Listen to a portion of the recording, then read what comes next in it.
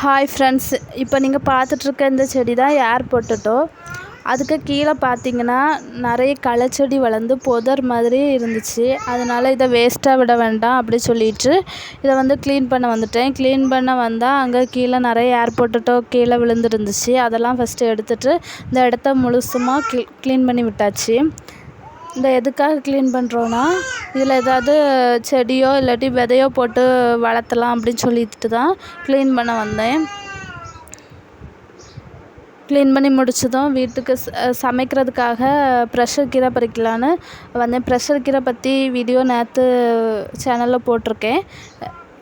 Pressure கீரைலாம் பறிச்சாச்சு. பறித்ததுக்கப்புறம் அந்த இலையும் தண்டையும் தனியாக பிரிக்கணும்.